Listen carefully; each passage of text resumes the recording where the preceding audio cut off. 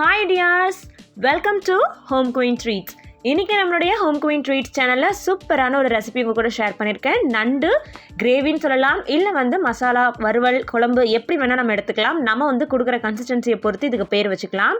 இன்றைக்கி நான் உங்களுக்கு நண்டு கிரேவி எப்படி செய்கிறதுன்னு சொல்லி காமிச்சிருக்கேன். இதுக்கு நான் இன்றைக்கி 1 கிலோ நண்டு வாங்கியிருந்தேன். அண்ட் அதுக்கான அளவுகள் தான் இன்றைக்கி நான் சொல்லியிருக்கேன். ஒரு 5லிருந்து 6 பெரிய சைஸ் வெங்காயம் நறுக்கி சேர்த்துருக்கோம். இப்போ நான் 1 டீஸ்பூன் சோம்பு எண்ணெயில் போட்டு பொரிய விட்டுட்டு இந்த வெங்காயத்தை போட்டு வதக்கிட்டு இருக்கேன். அண்ட் இது கூடவே பார்த்தீங்கன்னா இன்றைக்கி மசாலா பொருள் சேர்க்க போகிறோம். இதுதான் டேஸ்ட் அதிகரிக்கக்கூடியது. என்னென்ன அரைச்சிருக்கேன் அப்படின்றத நான் சைடில் கொடுத்துட்றேன். அதாவது 2 டீஸ்பூன் மிளகு, ஜீரகம் அதை விட கொஞ்சம் கம்மியாக அதே 2 டீஸ்பூனில் எடுத்துக்கோங்க. சோம்பு 1 டீஸ்பூன் அண்ட் அதுக்கப்புறம் பூண்டு 2 முழு பூண்டு. இது எல்லாத்தையுமே இந்த மாதிரி அரைச்சி பேஸ்ட்டாக சேர்த்துக்கலாம்.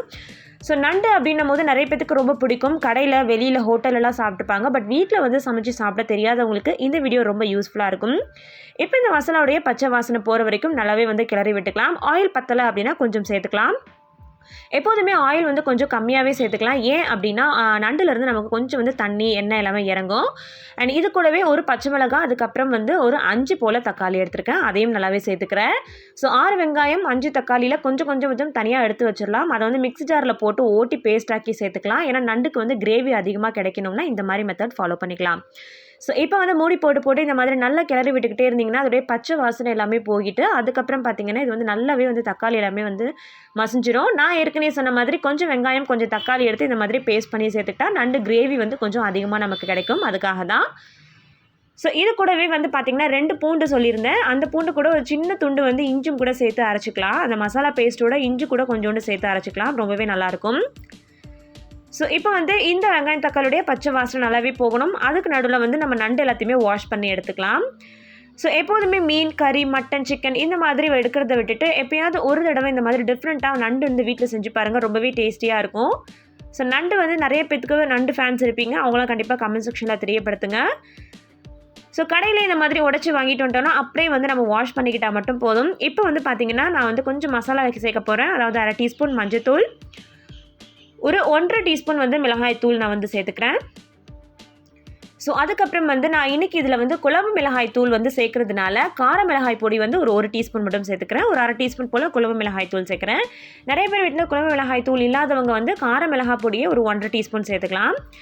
ஸோ குழம்பு மிளகாய் தூள் பார்த்திங்கன்னா நம்ம சேனலில் ரெகுலராக பார்க்குற சப்ஸ்கிரைபர்ஸ்க்கு தெரிஞ்சிருக்கும். ஒரு சில குழம்புக்கு நான் குழம்பு மிளகாய் தூள் யூஸ் பண்ணுவேன். அது எப்படி அரைக்கணும் அப்படின்றத கண்டிப்பாக நெக்ஸ்ட் வீடியோவில் நான் போஸ்ட் பண்ணுறேன். ஸோ இந்த டிஷ்க்கு தேவையான உப்பு சேர்த்துட்டு அதுக்கப்புறம் நல்லாவே அந்த மசாலாவுடைய வாசனை எல்லாமே பச்சை வாசனை போனதுக்கப்புறம் நண்டு வாஷ் பண்ணி எடுத்தாச்சு. அதை இப்போ இதில் சேர்த்துக்கலாம்.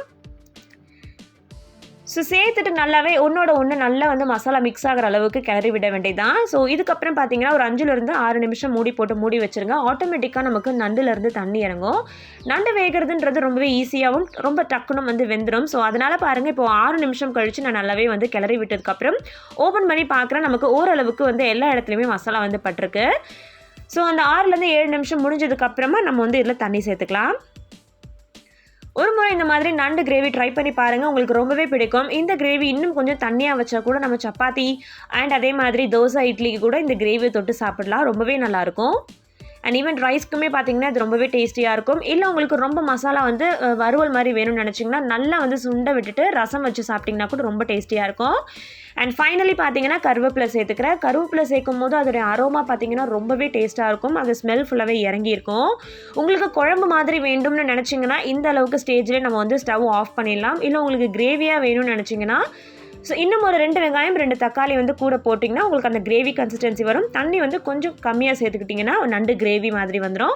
குழம்புனும் போது இந்த மாதிரி இருக்கலாம். பட் நான் இன்றைக்கி செமி குழம்பு மாதிரி வச்சுருந்தேன். அதாவது கிரேவியும் கிடையாது, தண்ணி மாதிரி குழம்பும் கிடையாது, ரெண்டும் கலந்த மாதிரி வச்சுருந்தேன். ஸோ நம்மளுடைய நண்டு கிரேவி செமி குழம்பு ரெடி ஆகிடுச்சு. கண்டிப்பாக உங்களுக்கு இந்த வீடியோ பிடிச்சிருக்குன்னு நம்புறேன். பிடிச்சா மறக்காமல் லைக் பண்ணுங்கள். உங்கள் ஃப்ரெண்ட்ஸ் அண்ட் ஃபேமிலிக்கும் வாட்ஸ்அப், ஃபேஸ்புக் மூலிமா ஷேர் பண்ணி கொடுங்க. Thank you.